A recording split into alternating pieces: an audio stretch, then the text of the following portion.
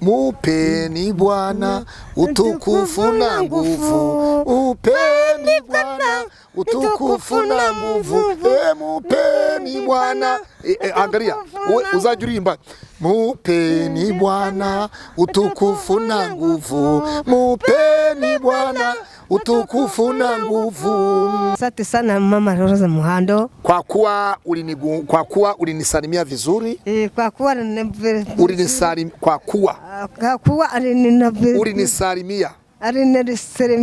ulinisalimia vizuri. Vizuri sana. Vizuri sana. Na kwa unyenyekevu wako. Kwa yako. Kwa unyenyekevu wako, guca bugufi kwawe kwa unyenyekevu. Kwa unyenyekevu. Kwa unyenyekevu. Bishop Masengo kunipokea kwa madhabahu. Kama sekuru na pansa. Kunipokea. Okay, reka tuongee duikaza bari kureba X large. Sijui kama pastor unaweza tafsiri hata introduction yangu. Nakusikia kabisa 5 kwa 5. Ni Kiswahili, tuongee Kiswahili kidogo. Ndio. Tuko na anaitwa Nyarudindiri. Nyarudindiri ni bwana mmoja hapa hivi Rwanda. Yitwa Nyarudindiri. Nyarudindiri ni umugabo umwe hano mu Rwanda. Ndakeka bari kumvisha Rwanda kwa kumva n'Igiswahili. Biraza kuza kutugora. Wanaosikiliza Kinyarwanda tutatafsiri kwa Kiswahili. So ni episode ama ni ka episode kidogo tumefanya ili huyu bwana ampatie shukrani ama amshukuru Rose Muhando. Ni ikiganiro kitari kinini gito. Nyarudindiri arashaka kugira ngo ashimire Rose Muhando uburyo yifuje kuva kera ko bayahura nabe bakaba barahuye. Alright, so ni kumaanisha watu wenye wako Bongo, wenye wako Kenya, wenye hawaelewi Kinyarwanda, ni special edition yenu, ni special ka episode special kiasi. No kumenyesha bari mu Rwanda, bari muri Tanzania, bari muri Kenya, bari muri Amerika, bari ku isi yose za Australia n'ahandi Canada, ko Nyarudindiri ashaka gushimira Rose Muhando uburyo bahuye. Alright, Nyarudindiri, reka nguikaze noneho ubwo ibyo uri buvuga arajya bisobanura. Umeze neza? Meze neza cyane. Ndashimira abanyamakuru. Ninashukuru, niko vizuri sana. Ninayo shukrani kwa watangazaji wa vyombo vya habari. Ndabashimira kuko mwamuze na Rose Muhando. Shukrani kwa watangazaji, waandishi wa habari, vyombo vya habari, YouTubers, kwa sababu ninayo shukrani sana kwa kuwa mlinikutanisha na mwimbaji wa kimataifa kwa nyimbo za Injili Rose Muhando. Nifuzaga ko nazahura nawe nkabibura. Nilitamani sana muda mrefu ili kusudi nije nikutane naye, lakini nikakosa muda wa kumuona. Yigeze kuza Inyagatare wacu nyiri mu Mutara iri Nyagatare. Kuna wakati mama Rose Muhando alikuja katika wilaya yetu ya Nyagatare. Alikuwa amekuja kwa uimbaji wa mkutano wa Injili. Ubwo rero mitamukunda cyane n'indirimbo ze mitanzikunda, shaka uburyo namwegera nabyo nkabibura. Tangu siku hiyo nilimupenda sana, nikazidi kumupenda, lakini nikatafuta jinsi ya kumuona nikakosa. Nikapenda nyimbo zake sana sana. Ariko nshimye Imana yuko Imana ikoze igitangaza rwose. Nanjye ubwanjye Imana iranungura mbambonanye na Rose Muhando inayi Kigali. Kwa sasa nilishukuru Mungu hata leo kwa jinsi Mungu alinionyesha miujiza yake. Alafu nikakutana na Rose Muhando, nikaona alikuja hapa Kigali na tukakutana naye na nikafurahi sana. Nkaba nshimira Rose Muhando rwose Imana imumugisha. Shukrani kwa mama Rose Muhando, Mungu akubariki sana.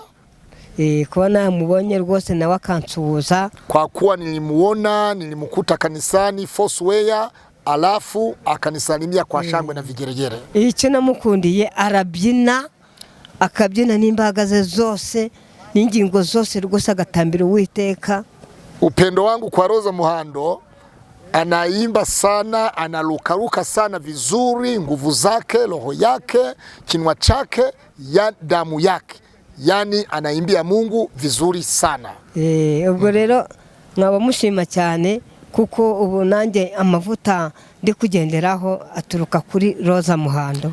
Kwa hiyo ninashukuru sana Mama Rosa Muhando, mwimbaji wa kimataifa, kwa sababu mafuta nilionayo sasa kwa uimbaji hata mimi anatoka kwa Rosa Muhando. Asante sana Mama Rosa Muhando. Nanjye ndi umuhanzi mbyina nkawe rwose. Hata mimi ni muimbaji, ninaruka kama yeye. Ku buryo usanga bambwira ngo uri musaza wa Rosa Muhando, amakuru yawe. Musaza wa Rosa Muhando. Watu wakiniona nikiimba na ruka na cheza vizuri kama Rosa Muhando, wananimaanisha kwamba mimi ni kaka yake na Rosa Muhando. Nkaba nshimira abatanzania hamwe n'abanyakenya. Ninashukuru, shukrani zangu ziwafikie wa Tanzania wote pamoja na waimbaji wa Kenya. Nabo muri Amerika rwose. Pamoja na watu wa Marekani na kadhalika. Nkaba mbasaba kugira ngo bategure ibiteraniro hanze muri Tanzania hamwe no muri Kenya.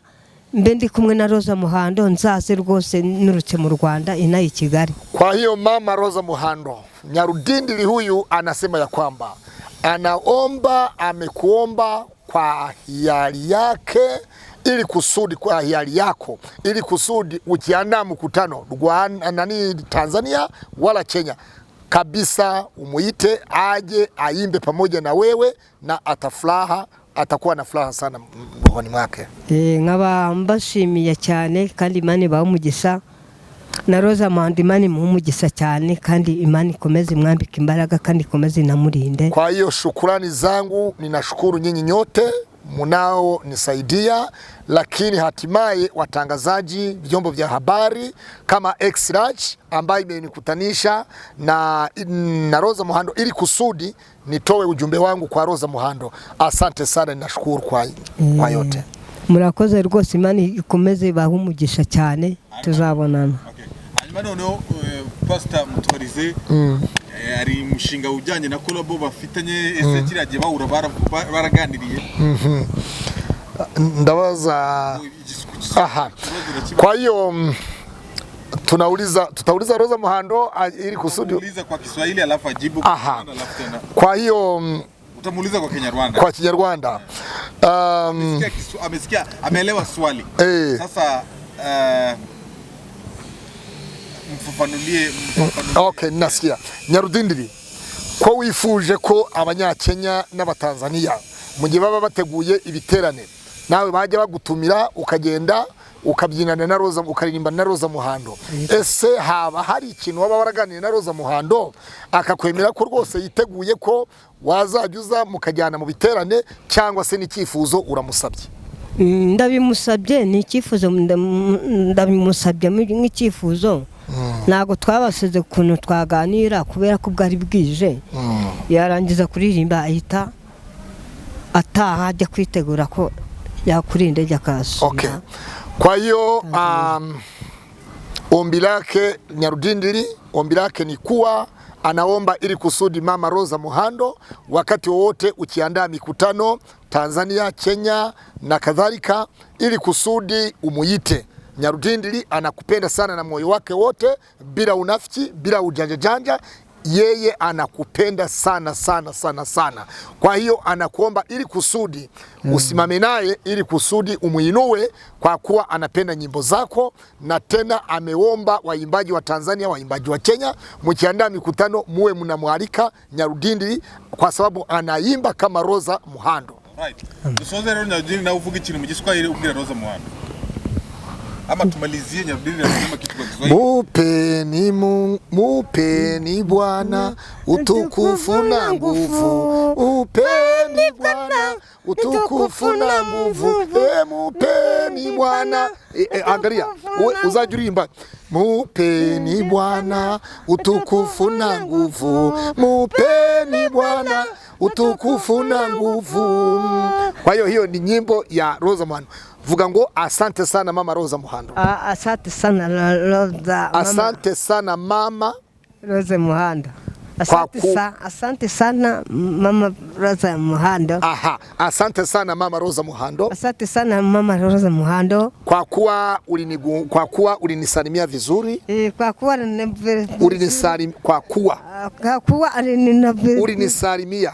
Alinisalimia. Ulinisalimia vizuri. Alinisalimia vizuri sana. Vizuri sana. Nashukuru kwa unyenyekevu wako. Kwa unyenyekevu yako. Kwa unyenyekevu wako, guca bugufi kwawe kwa unyenyekevu. Kwa unyenyekevu. Kwa unyenyekevu. Vuga noneho vuga. Nashukuru Bishop Masengo, ndashimira Bishop Masengo. Nashukuru na Bishop Masengo. Nashukuru Bishop Masengo kunipokea kwa madhabahu. Kunipokea kwa madhabahu. Aha, vuga mu Kinyarwanda ndashimira na Bishop Masengo. Ndashimira na Bishop Masengo. Wemeye ko nurira ku ruhimbi ku gatuti ke ku ruhimbi rwiwe? Yemeye ko nurira ku ruhimbi rwiwe. Nkabyinana na Mama Rosa Muhando. Nkabyinana na Mama Rosa Muhando. Ndashimira n'umuririmbyi Franka. Ndashimira n'umuririmbyi Franka. Wemeye ko nzamuka ku ruhimbi nawe? Yemeye ko nzamuka ku ruhimbi nawe. Itorero rya Fosweya muri rusange. Itorero rya Fosweya muri rusange. Imana ibahe umugisha. Imana ibahe umugisha. Imana ibahe umugisha Exrage. Imana ibahe umugisha Exrage. Kuba bampaye iki kiganiro. Mu izina rya Yesu. Mu izina rya Yesu. Amen. Amen. Kwa hiyo na mimi natoa salamu zangu kwa watu wote ambao wananitazama kwa Exrage mahali popote mlipo, mkiwa Rwanda, Tanzania, Kenya na kadhalika, Kongo, Burundi. Mungu awabariki sana. Ninaomba shukrani zangu kwa Exrage. Asante sana kiongozi wa Exrage, mwenyekiti wa Exrage pamoja na kameramani. Mungu awabariki sana. Nyarudindiri, asante sana. Asante sana. Mungu akubariki. Mungu akubariki. Mungu akubariki sana. Mungu akubariki sana. Haya, kubera ko dukoze inuze kwa Rosa Muhando, reka dusenge. Baba, katika jina la Yesu Kristo yu hai, tunaomba neema yako. Asante kwa Nyarudindiri kwa kuwa ametoa shukrani zake kwa Mama Rosa Muhando, jinsi alivyokuja Rwanda akamsalimia na akatamani ya kwamba waimbe pamoja naye katika kanisa ya Fosweya. Ninashukuru sana yoyote yule ambaye ataona kipindi hiki, atakayetazama kipindi hiki. Bwana Mungu wetu, Mungu wa Ibrahimu, Isaka na Yakobo, uwe pamoja nasi, uwe pamoja na chombo cha habari cha Exrage, kwa sababu wametupokea ili kusudi tutangaze mema kwa Mama Rosa Muhando. Kila yoyote atakayetazama kipindi hiki afanye subscribe na afanye share. Tena lingine tena, ujumbe huu ukamfikie Mama Rosa Muhando, aone ya kwamba Wanyarwanda tunampenda, tunakumbuka mazuri yake na tunapenda nyimbo zake, kwa jina la Yesu Kristo mkombozi wetu.